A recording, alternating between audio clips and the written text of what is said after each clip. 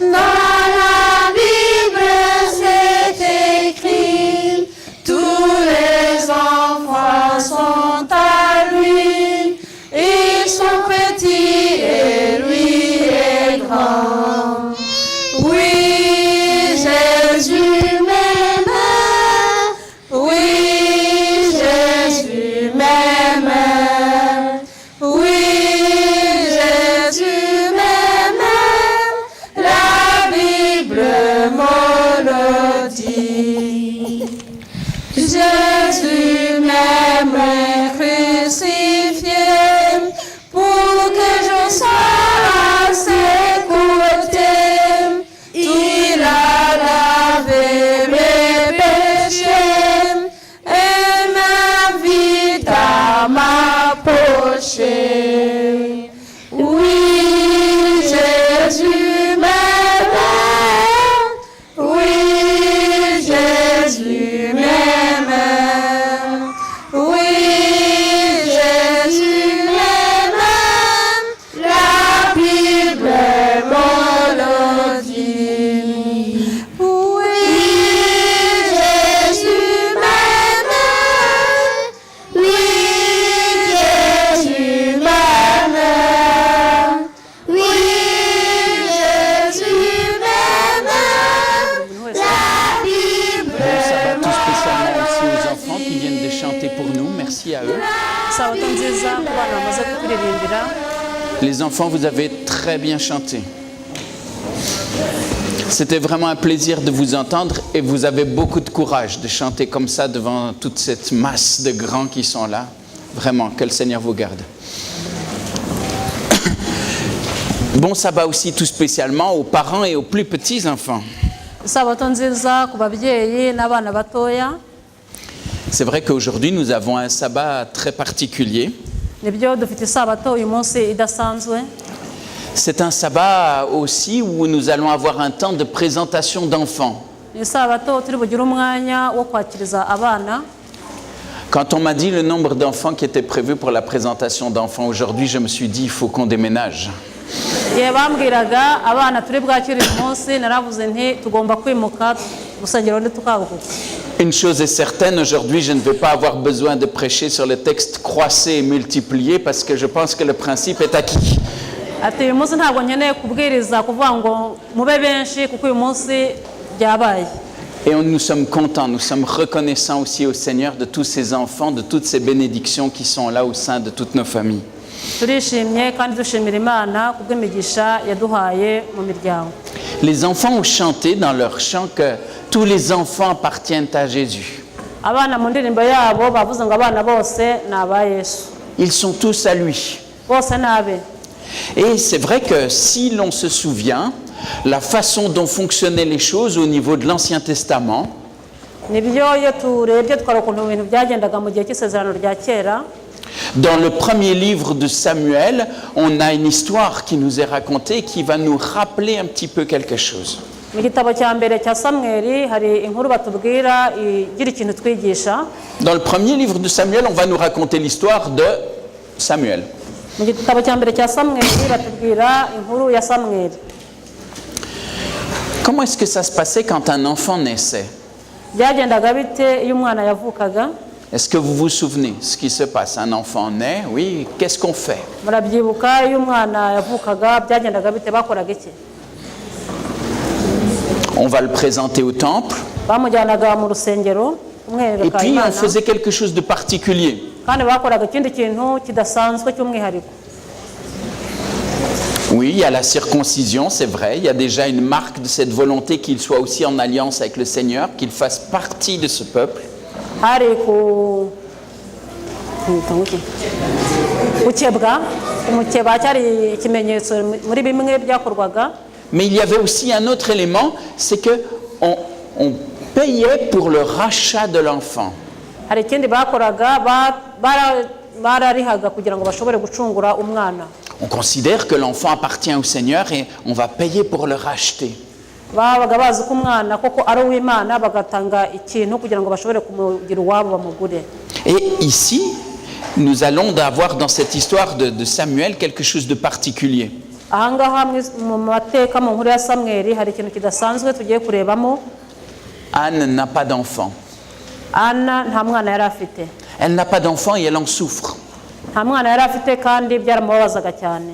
Parce que c'est vrai que, ben oui, tous les parents le savent, même si un enfant c'est parfois bien des préoccupations, des soucis, c'est une bénédiction avant toute chose. Ababyeyi mwese murabizi nubwo umwana agira igihe akagutera ibibazo ariko umwana ni umugisha ukomeye cyane. C'est de la joie, c'est du bonheur, de la vie. Ni ibyishimo, ni ubuzima mu muryango. C'est un regard nouveau, c'est quelqu'un avec qui on a envie de partager son amour. Ni umuntu ubuje umuntu aba akeneye gusangira nawe urukundo. Et là, Anne n'a pas d'enfant. Anna nta mwana yari afite.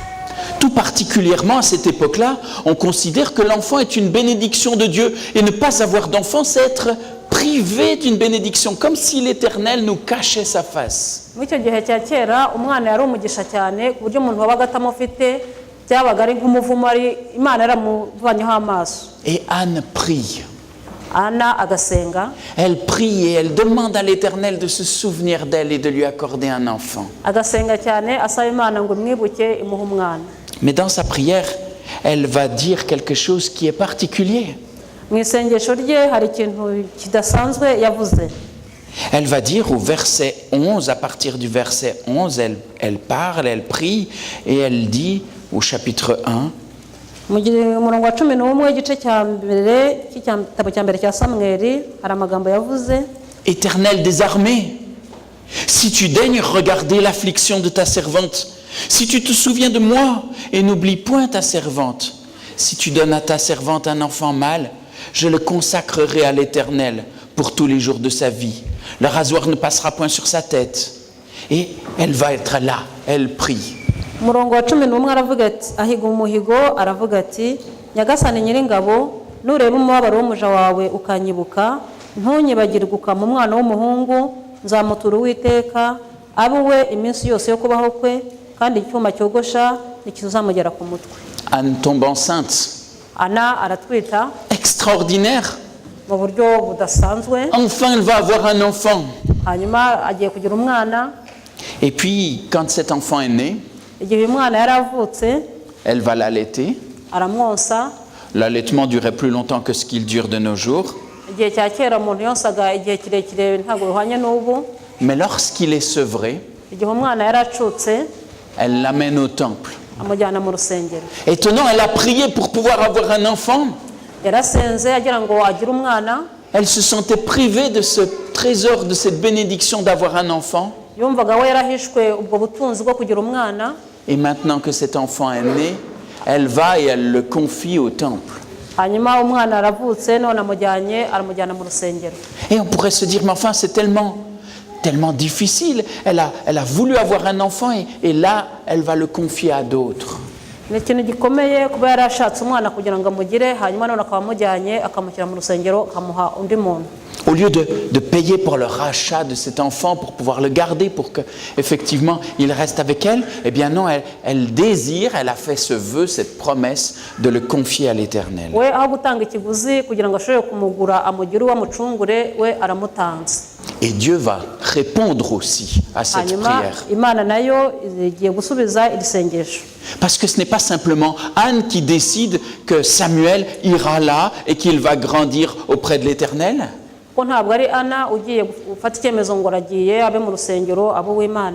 Mais l'Éternel aussi s'engage auprès de Samuel. Il va aussi tout particulièrement être proche de cet enfant. Cet enfant va grandir. Et dans une génération où il y a bien des adultes, bien des personnes âgées, matures,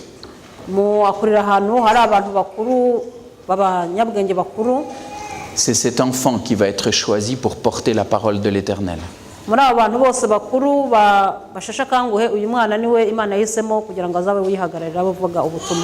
Nous regardons souvent nos enfants comme des adultes pour plus tard.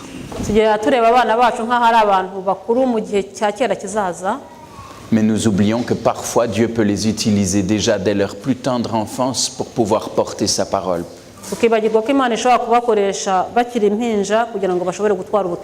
Pour pouvoir nous interpeller.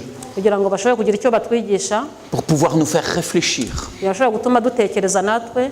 Alors bien sûr, pour la plupart d'entre eux, il va falloir attendre un petit peu pour qu'ils nous interpellent par la parole. Birumvikana ko bamwe muri aba ngaba hari igihe gito bazategereza kugira ngo bashobore kugira icyo batubwira mu magambo, Même si ça ne tardera pas, hein, ça vient vite. nubwo bidatinda bizaza vuba. Mais en attendant, dès le départ, ils nous touchent, ils nous interpellent et ils nous font réfléchir. Ariko tunagitegereje ko bagira icyo batubwira, hari n'icyo batubwira ubu ngubu gituma dushobora gutekereza. Dieu vous a confié des enfants. Imana yabahaye abana. Dieu, pour la plupart d'entre nous, nous a confié des enfants. Abenshi bari hano twese Imana yaduhaye abana. Certains sont encore jeunes, n'en ont pas encore, mais Dieu aussi peut-être vous confiera des enfants. Bamwe baracyari batoya, baracyari abasore ntibarabagira, ariko Imana namwe izabaha abana. Quelle est la responsabilité qu'il nous confie en nous permettant de devenir parents? Ni izihe nshingano Imana iduha yemera kuduha abana? Est-ce que ces enfants sont avant tout mes enfants? Ils m'appartiennent? Ese aba bana bwa mbere ni abacu, ni abanjye? Est-ce que nous aussi nous avons compris, comme Anne et comme le chantaient les enfants, que tous les enfants sont d'abord au Seigneur avant tout? Mbese twaba twarumvise nka Ana nkuko n'abana babiririmbye ko abana bose ari ab'Imana. Et j'ai envie de vous dire, ne rachetez pas vos enfants, confiez-les au Seigneur. Non pas en les amenant à l'église pour qu'on s'occupe d'eux, on va être dans les difficultés. Ndabasaba kugira ngo two gutanga ikiguzi kugira ngo tubagure, ahubwo tubahe Imana ibaribarira. Mais confiez-les à l'Éternel dès leur plus jeune âge. Tubahe Imana bakiri bato cyane. Soyez en prière pour eux. Tubasengere. Veillez à ce qu'ils grandissent, pas simplement en ayant suffisamment dans leur assiette, mais aussi à pouvoir les guider pour qu'ils puissent discerner aussi le Seigneur. Dushobore kubasengera kandi tubigishe kugira ngo bashobore kumenya gutandukanya biha Imana. Et quand nous sommes parents, nous sommes très attentifs à ce que nous disons à nos enfants, nous leur donnons des bonnes leçons. Iyo turi ababyeyi twaratanze kugira ngo kubyo tubwira abana tubaha amasomo. Mais n'oubliez pas que les enfants sont accessibles et sont très sensibles à deux langages. Twibagirwa ko abana bafite uburyo babona ibintu mu mvugo yabo. Oh, si je voulais aller dans le détail, il faudrait même en mettre plus que deux. Mais ce que je veux dire, c'est que les enfants sont sensibles, c'est vrai, à ce que nous leur disons. Icyo nshaka kuvuga ni uko abana baba bateze amatwi kandi bareba ku byo tubabwira. Mais ils sont sensibles aussi à ce que nous sommes, à ce que nous faisons. Kandi bakitegereza neza ibyo dukora. Et encore dans nos croyances fondamentales, on dit mais attention de les élever et de les instruire en leur montrant par la parole et par l'exemple aussi. Mu mahame twizera bavuga ko tugomba kubera abana icyitegererezo mu byo dukora no mu byo tuvuga. Bonne nouvelle, il y a des moments où vous ne direz pas tout à vos enfants, mais si votre exemple montre le bon chemin, ils l'entendront quand même. Nibyo hari igihe tudashobora kubwira ibintu byose abana ariko tubereke urugero mu buryo tubaho. Mauvaise nouvelle, parfois il y a des choses que nous disons et où notre exemple montre le contraire. Attention, vos enfants l'entendront aussi. Urugero rubi tujya dutanga hari ibyo tubwira abana ariko tukabaha urugero rubi ku byo twababwiye. Et cette parole veut aussi pour nous en tant qu'Église. Kandi iryo jambo naryo ijambo ry'Imana natwe kuri twe biratureba twese nk'itorero. Parce que vous le savez, un moment de présentation des enfants, c'est aussi un moment où des enfants viennent et sont présentés devant l'Église. Ils vont aussi intégrer une Église, y trouver une famille dans laquelle ils doivent pouvoir grandir. Tuzi ko mu gihe cyo kumurika abana tubaha Uwiteka tuba tubazanye tukabashyira imbere y'itorero nabo bakagira umwanya mu muryango munini w'itorero. Quelles sont les paroles que nous donnerons à entendre à nos enfants? Nayahe magambo duha abana bacu. Mais quels sont aussi les exemples qu'ils vont lire dans notre manière de nous comporter, de vivre ensemble, d'être Église ensemble? Ni ingero ki bazatubonamo nk'ababyeyi cyangwa se nk'itorero muri rusange. Attendrons-nous le moment où ils sont grands et où nous pouvons voir leur tête entre nos épaules, ou les verrons-nous déjà dès qu'ils sont petits? Turategereza kuzagira icyo tukora ariko bamaze kuturenga tudashobora no kuba bamaze kudusumba cyangwa ahubwo ndababwira ngo dutangire bakiri batoya bakiri impinja. À partir de quel moment serons-nous sensibles aussi à ce que le Seigneur peut leur confier et à ce qu'il veut nous permettre d'entendre via eux? Ni ikihe gihe twe dushobora kwibwira cyangwa se kumva ko Imana ibavugisha cyangwa se ifite icyo ibategerejeho? Ma prière pour chacun d'entre nous, mais aussi tout spécialement pour les parents aujourd'hui, Isengesho ryanjye kuri mwese ariko cyane by'umwihariko kuri bari ababyeyi uyu munsi, c'est que nous puissions comprendre que ces enfants nous sont prêtés, confiés par le Seigneur. ni uko tugomba kumva ko abana imana yabadutije ari ab'imana, Et que la plus belle chose qui peut leur arriver, c'est de découvrir eux aussi quel Dieu extraordinaire il est. ko ikintu cyiza gishobora kubageraho ni ukugira ngo nabo bashobore gusobanukirwa no kuvumbura kumenya iyo mana iyo ari yo, Qu'ils puissent aussi, avec notre aide et notre soutien, sentir et découvrir que ce Dieu est là pour les soutenir, pour les aider. ko tubafashije bashobora kumva ko imana ihari kandi iri kumwe nabo kugira ngo ibafashe, Et qu'ils puissent saisir cette main déjà du Seigneur qui leur est tendue. ko bagomba gufata ukuboko kw'imana ibategeye, Accepter de placer leur main dans la sienne. bakemera gushyira ikiganza cyabo mu cy'imana, Pour qu'un jour, effectivement, kugira ngo umunsi umwe nous soyons tous réunis en haut. tuzashobore twese guteranirizwa hamwe mu ijuru. Et pour qu'en attendant, on doive bien vite déménager. ariko tugitegereje ibyo ko tugomba no kwimuka, J'espère qu'en tout cas, nous pourrons être tous en bénédiction les uns pour les autres, ndasaba ko twese buri wese yaba umugisha ku wundi, en soutien pour tous les parents. twese tukagira icyo tugafasha ababyeyi. C'est une tâche délicate. ni umurimo utoroshye Dans un monde qui change fort, qui change vite, muri iyi si ihindagurika cyane kandi vuba, dans un monde qui parfois voit certaines bonnes évolutions, mais aussi des changements qui nous inquiètent. muri iyi si igenda ikuza amajyambere, ariko harimo n'ibintu byinshi bitubabaje bituteye ubwoba. Que le Seigneur vous donne la sagesse dont vous avez besoin pour pouvoir être des parents adéquats pour ses enfants. ko imana ishobore kubaha ubwenge bukwiriye bushobora gufata mu maboko no kurera aba bana, Et qu'il nous donne non pas d'être des juges les uns pour les autres, mais des frères et des sœurs, des soutiens. ko imana yo kutugira abacamanza kuri bagenzi bacu, ahubwo tube abafatanya hamwe kugira ngo dufatanye twese hamwe. Quand nous sommes juges, nous le sommes souvent très rapidement et de manière très injuste. iyo twigize abacamanza tubikora vuba kandi tukabikora nabi. Quand nous sommes frères et quand nous nous supportons les uns les autres, supporter pas simplement j'arrive à résister, mais on est un support l'un pour l'autre. ariko iyo turi abavandimwe turafatanya, buri wese akumva afashijwe n'undi na mugenzi we. Je n'ai pas beaucoup de chance de me tromper. ndumva ntibeshya. Et je ne sais pas si vous connaissez cette citation de Madame White, sinzi niba muzi amagambo Ellen White yanditse, qui disait si je dois me tromper, si je risque de me tromper entre être trop exigeante ou avoir trop de grâce, je préfère toujours me tromper dans le sens de la grâce. ko ni répéter. Elle disait si je cours le risque de me tromper en étant soit trop exigeante, soit d'avoir trop de grâce, je préfère me tromper en étant du côté de la grâce. niba nshobora kwibeshya mu buryo mu buntu cyangwa entre la grâce et quoi, Entre la grâce et être trop exigeant, être trop dur. mu buntu cyangwa se ngira ibyo nkakaza cyane mu gusaba, nahitamo kwibeshya ngana mu buntu. Que le Seigneur nous aide en tout cas à être une famille où sa grâce puisse rayonner. Imana idufashe kugira ngo tube umuryango aho ubuntu bushobora kumurika. Alors, il y a beaucoup d'enfants. Je ne vous ai pas fait venir dès le début parce que ça aurait été long pour tous les enfants d'être là, d'être debout, mais quand même, vous n'allez pas y échapper. ntabwo nashatse kubazana hano imbere ugitangira ko ariko ubu noneho ndashaka kugira ngo ushobore Alors, nous avons Jean-Claude, Marie-Jeanne avec Ella qui vont venir nous rejoindre, Isaac et Berthilde avec Aella, Gérard et Vestine avec Acer Loïc, Jean-Pierre et Jeannette avec Janelle Bride. Je ne sais pas si je prononce bien, vous me corrigerez. Hein. Mathias et Lydie avec Mathis, Bonaventure et Angélique avec Nathan, Dany Denise avec Darren, Emmanuel et Lydie avec Evana Grace et Nola, Diane avec David, Jeanne aussi et Daniel avec Lorraine et Joshua.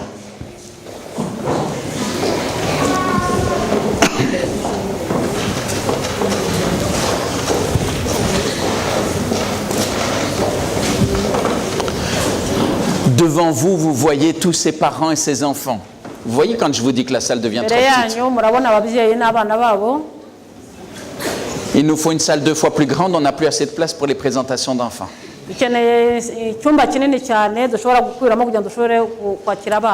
Bientôt, on va devoir inverser, on mettra le public de ce côté-ci et les autres places pour ceux qui présentent les enfants. kwizera bazajya hano imbere abazanya abana baribo bicara hariya. Vous les voyez tous, ils sont là devant vous. Murabona bose imbere yanyu. Et s'ils ont tenu à être là aujourd'hui, ce n'est pas simplement pour pouvoir faire la fête et pour pouvoir dire « Oh, c'est joli, on a l'habitude de le faire dans l'église ». Niba bashatse kuza hano imbere yanyu ntabwo ari ukuvuga ngo ni byiza turahagiye dufite akamenyero ko kujya imbere y'itorero. Par cette présence, vous montrez aussi que vous êtes conscient de la responsabilité que le Seigneur vous a confiée en vous accordant ses enfants. Kuba muri aha ngaha ni uko mwemera ko hari inshingano Imana yabahaye ibaha aba bana. Et je vais demander maintenant à tous les anciens, tous ceux qui l'ont été, de pouvoir me rejoindre. Et nous voulons aussi prier ensemble pour ces familles, pour tous ces enfants. Abasaba abakuru b'itorero kugira ngo baze bafatanye gusengera aba bana. Je vous demande de me rejoindre. Je vous embête si vous vouliez filmer ça.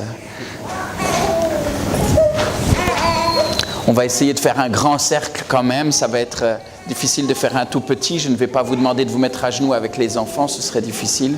Ntabwo birashoboka ko mbasaba gupfukama kuko hamwe n'abana ntabwo byoroshye turi benshi. Tugiye gukora uruziga.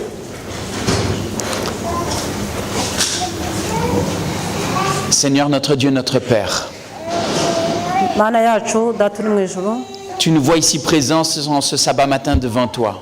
Uratureba muri iyi sabato muri iki gitondo turi imbere yawe. Et nous savons qu'il y a de la joie dans le ciel pour tous ces petits-enfants que tu as confiés à ses parents. Tuzi neza ko mu ijuru hari ibyishimo byinshi kubera aba bana wahaye aba babyeyi. Nous aussi, nous partageons cette joie. Nous sommes heureux de pouvoir les voir, de pouvoir voir la vie que tu leur as donnée. Kandi natwe dusangiye ibyo byishimo kubera ubuzima wabahaye. En chacun, tu as placé des talents, des possibilités, des capacités. Muri buri wese wamuhaye impano n'ubushobozi. Et je voudrais te demander que tu puisses donner effectivement sagesse, patience et clairvoyance aux parents. Ndasaba ko watanga ubwenge no gushishoza kuri aba babyeyi. Que tu puisses, tant pour les parents que pour nous remplir de ton amour pour eux. Kugira ngo ari aba babyeyi ari natwe twese twuzuza urukundo. Et que nous puissions en toutes circonstances les assister, les soutenir et les aider à percevoir qui tu es. Kandi kugira ngo dushobore kubafasha mu buryo bwari bwo bwose kugira ngo dufatanye mu kumenya uri we. Puisses-tu étendre ta main sur chacun de ces enfants et les bénir. Kandi ushyire ikiganza kuri buri mwana umuhe umugisha. Puisses-tu les aider à grandir d'une manière qui t'honore. Ushobore kubafasha gukura mu buryo bwo kukubahisha. Qu'ils puissent être des porteurs aussi de ton nom, des ambassadeurs pour toi. Kandi bashobore kuba abana batwaye izina ryawe n'abaguhagarariye. Et que tous ensemble nous puissions former une immense famille à ta gloire. Kandi twese hamwe dushobore gukora umuryango umwe kubw'icyubahiro cyawe. C'est là la prière que nous t'adressons. Iryo sengesho tugutuye tuguhaye. Pour les enfants. Kuri aba bana.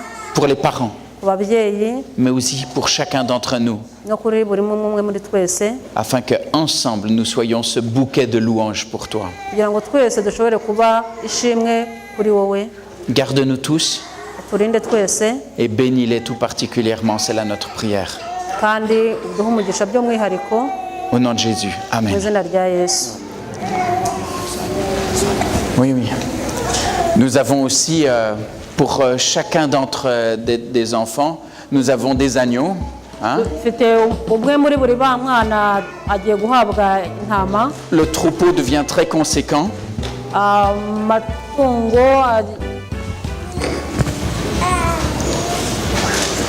Je vais demander aux anciens de les distribuer parce que c'est un cadeau de la part de l'Église. Ni impano ivuye mu itorero ndasaba abakuru b'itorero kugira ngo bazitange.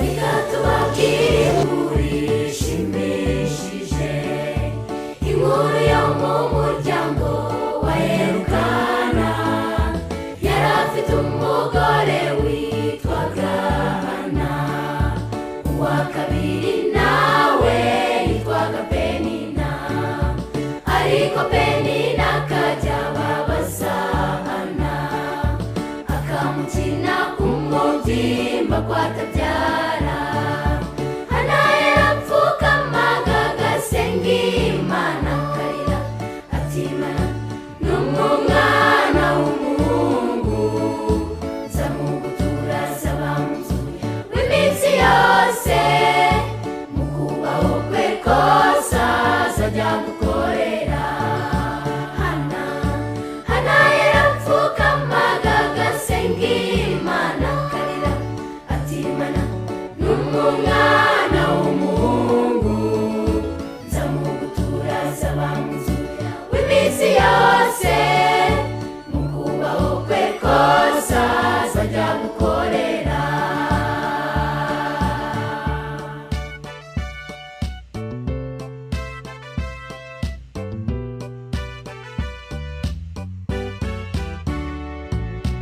Hana yagiye mu rusengero Shilo, arapfukama arasenga nyeganyeza iminwa gusa. Herati wa musinzi uzageza ryari? Umuja wawe sinasinze n'agahinda. Era aramubwira ati genda amahoro, Imana yo mu ijuru iguha ibyo usabye. Hana yarapfukamaga agasenga Imana akarira ati Mana n'umwana w'umuhungu nzamugutura azaba mu nzu w'iminsi yose, mu kubaho kwe kose azajya gukorera. Hana yarapfukamaga agasenga Imana akarira ati Mana n'umwana w'umuhungu nzamugutura azaba mu nzu w'iminsi yose, mu kubaho kwe kose azajya gukorera.